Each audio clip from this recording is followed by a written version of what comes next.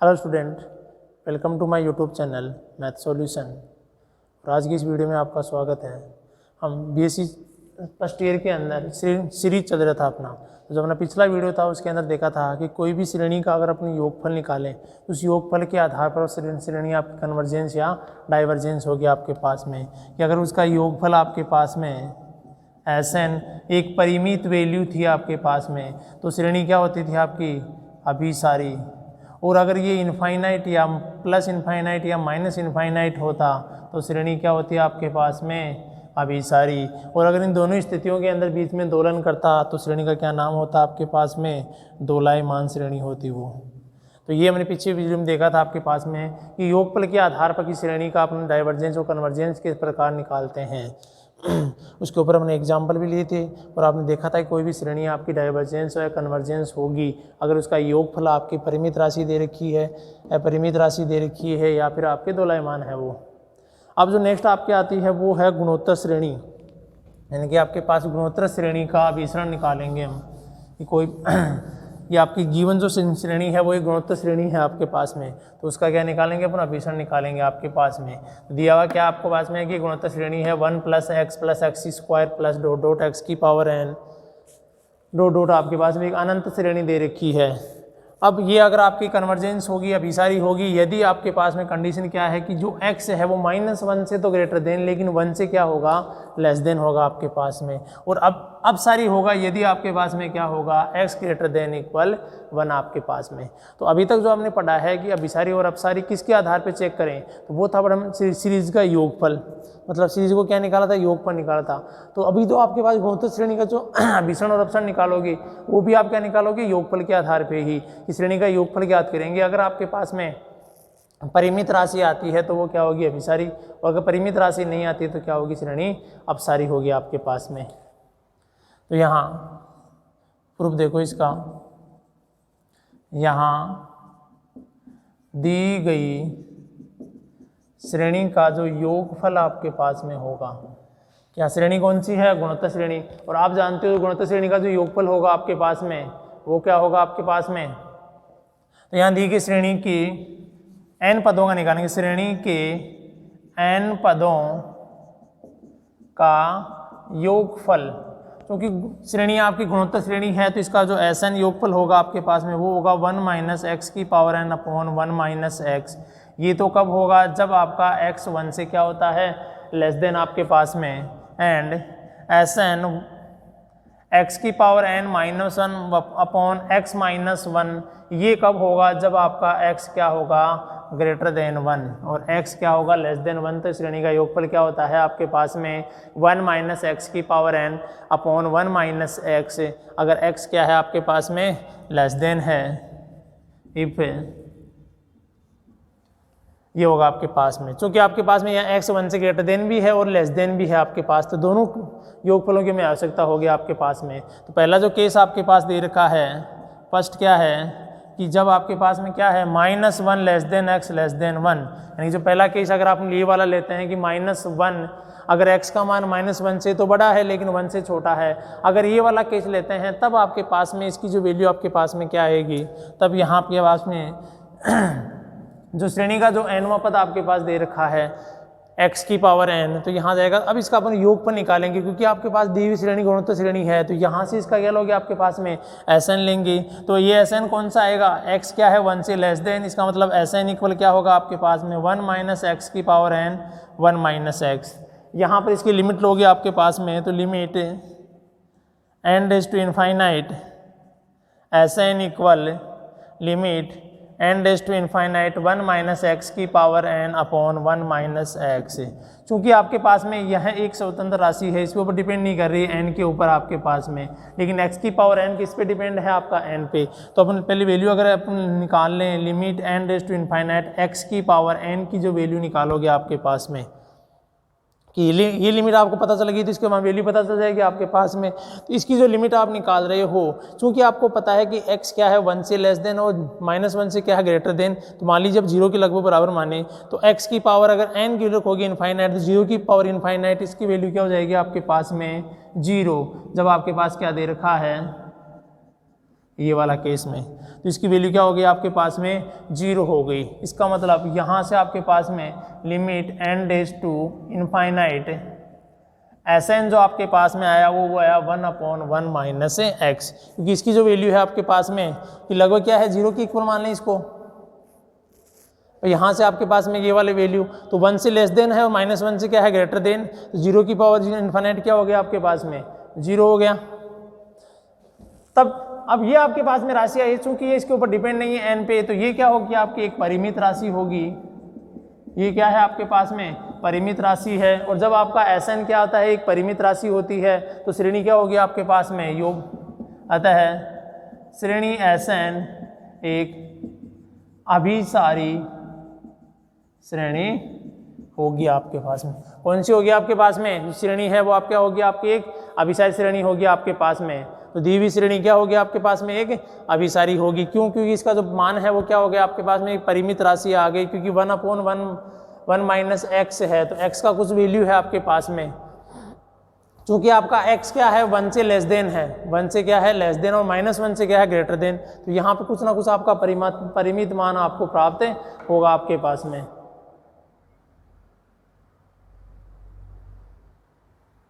कुछ ना कुछ आपका परिमित मान यहाँ से आपको क्या मिलेगा 1/1 माइनस x आपके पास। तो ये क्या होगी श्रेणी आपकी अभिसारी होगी आपके पास में। ये कब था? जब आपका केस क्या है कि -1 से तो बड़ा है x और 1 से क्या आ रहा है छोटा आपके पास में। दूसरा जो केस अपन इसमें लेंगे वो आपके पास में है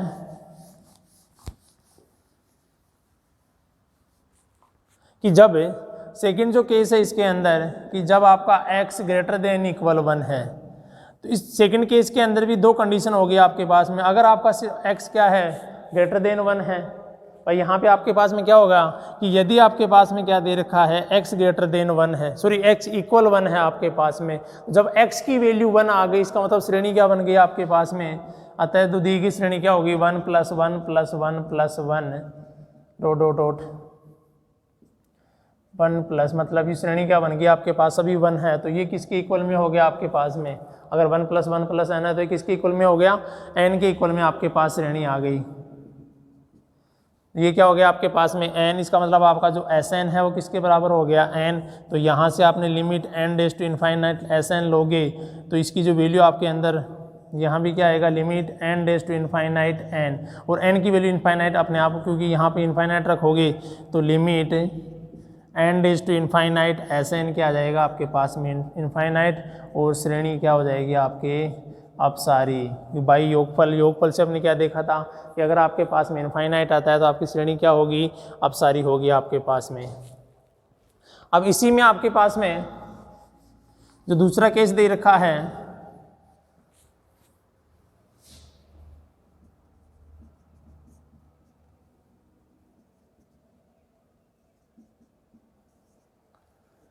कि अगर आपके पास में x इक्वल 1 है तो श्रेणी क्या होगी आपके अपसारी होगी आपके पास में। लेकिन अगर आपके पास में क्या है कि x ग्रेटर देन 1 है, जब आपका क्या है x ग्रेटर देन 1 है तब आपकी जो श्रेणी होगी उसका जो योगफल आपके पास में क्या होगा ये होगा आपके पास में। तब आपके पास में जो Sn है वो आएगा x की power n minus x minus 1 आपके पास में क्या आएगा ये वाला। क्यों? क्योंकि यहाँ पे आपके पास में x ग्रेटर देन 1 होता है तब उसका योगफल क्या होगा गुणोत्तर श्रेणी का ये वाला योगफल होगा। अब यहाँ आप लगाओगे लिमिट अप्लाई करोगे तो n tends to infinity Sn limit n tends to infinite x की power n minus 1 x minus 1। चूँकि आपके पास में limit n tends to infinite x की पावर n की अगर आप लिमिट निकालोगे, चूँकि आपका जो x है वो 1 से बड़ा है, इसका मतलब कुछ ना कुछ वैल्यू आपकी है। किसी भी वैल्यू की अगर आप पावर इनफाइनाइट करते हो तो इसकी मान क्या होगा आपके पास में इनफाइनाइट होगा आपके पास में। तो यहाँ इस लिमिट की वैल्यू क्या होगी आपके पास में इनफाइनाइट हो जाएगी। तो अगर इनफाइनाइट वैल्यू आप यहाँ रखोगे तो जो लिमिट आपकी पूरी है Sn है ये पूरी वैल्यू क्या बन जाएगी आपके पास में इनफाइनाइट, क्योंकि इनफाइनाइट के अंदर आप कुछ भी जोड़ोगे तो वो इनफाइनाइट ही आएगा आपके पास में। तो सारा वैल्यू क्या होगी इनफाइनाइट है। तो आपके पास में अगर Sn आपका क्या आ गया लिमिट Sn क्या आ गया इनफाइनाइट आ गया, इसका योगफल है वो इनफाइनाइट आ गया, इसका मतलब श्रेणी क्या होगी आपके पास में। अतः श्रेणी क्या होगी आपकी अपसारी होगी आपके पास में। श्रेणी क्या हो गई अपसारी आपके पास में। तो आपके गिवन केस क्या था कि अगर -1 less than x less than 1 है तो श्रेणी क्या होनी चाहिए, कन्वर्जेंट, और x ग्रेटर देन इक्वल 1 है तो श्रेणी होनी चाहिए डाइवर्जेंट आपके पास में। जब हमने ये वाला केस लिया था उसमें श्रेणी आपकी क्या आई थी, कन्वर्जेंट आई थी, अभिसारी आई थी।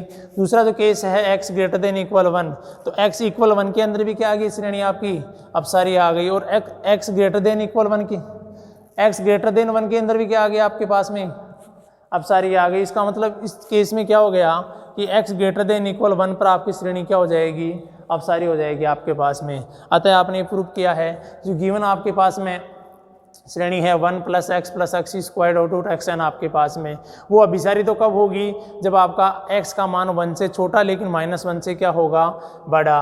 और अपसारी कब होगी, जब आपका x का मान क्या होगा, 1 से बड़ा या बराबर में आपके पास में। 1 की वैल्यू क्या हो सकती है, या तो x 1 से बड़ी x की वैल्यू, या 1 से छोटी, या 1 के बराबर। तो बराबर या बड़ी होगी तब तो आपका क्या होगा, अपसारी, और छोटी होगी तब क्या होगा, आपका अभिसारी होगी आपके पास में वैल्यू। अब देखिए आपके पास में कुछ श्रेणी है तो सभी श्रेणियों का अपन योगफल नहीं निकाल सकते, और कुछ श्रेणियां आपके पास में है कि अभिसरण और अपसरण की जांच के लिए हम योगफल के आधार पे कर रहे हैं इनकी जांच। तो सभी श्रेणियां ऐसी नहीं होती जिनका अपन योगफल निकाल सके आपके पास में, कि सभी श्रेणियों का योगफल निकालना संभव नहीं होता है आपके पास में। तो तब अपन क्या करेंगे, कुछ ऐसे परीक्षण यूज करेंगे जिनमें योगफल निकाले बिना सीधे ही अपन क्या निकाल सकते हैं, उनका अभिसरण और अपसरण चेक कर सकते हैं आपके पास में। तो कुछ आगे नेक्स्ट अपन वीडियो के अंदर देखेंगे कुछ ऐसी विधियां अपन या ऐसे आपके पास में कुछ मेथड हैं, परीक्षण हैं, जिनके आधार पर अपन क्या करेंगे, योगफल ना निकाल के सीधे ही अपन उससे क्या निकाल सकते हैं, अभिसरण अपसरण चेक कर सकते हैं आपके पास में। अब देखिए जो आपके अनंत पदों की जो श्रेणियां आपके पास दे रखी है, तो अनंत पदों की श्रेणियां अपन पढ़ रहे हैं, इन श्रेणियों की कुछ प्रॉपर्टियां भी होती है आपके पास में। ये तो देखो, ये गुणोत्तर श्रेणी का अपने अभिसरण चेक किया था, डायरेक्टली एक क्वेश्चन पूछा जाता है यहीं से कि गुणोत्तर श्रेणी के अभिसरण का परीक्षण कीजिए, या एक क्वेश्चन देकर के सीधा पूछ लेगी इसका अभिसरण का परीक्षण कीजिए आपके पास में। तब आप उसको आपने अपसारी और अभिसारी आपको उसमें चेक करना होगा।